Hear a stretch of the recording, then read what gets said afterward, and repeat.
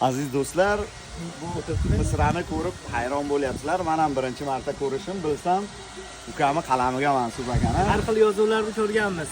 Damazlarda orqasida, mashinalar orqasida har xil yozuvni ko'rganmiz, lekin bunaqasini ko'rmaganmiz. Dilmurod aka bitta o'qib bering. Taksichilik bir bahona edi, ko'chalardan seni izladim. Endi buni sababini so'raylik, nima sababdan Sababini yozgan? so'raylik, nima sizni majbur qilgan bu? Bu darajaga yetishgan.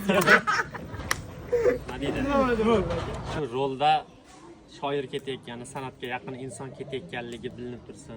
Sizdek insonlar shogird ketyapti ekan, shogird ketyapti degan ma'noda, xullas bir so'z bilan aytganda, san'atga yaqin inson ketayotganligi, san'atga qiziqishligimizni bilishligi uchun atrofdagi insonlar shuning uchun shunaqa narsani bir hayolga kelib qolgan edi.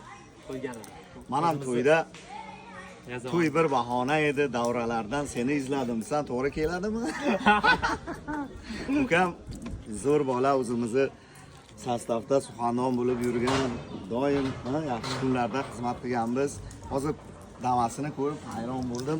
Sizlar ham agar hayron bo'lgan bo'lsalaring, damaschilarga jo'natib qo'ying. Damaschilarga tashab qo'yasizlar.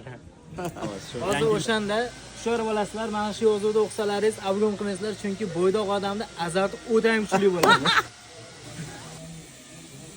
Taksichilarga jo'natib qo'yamiz.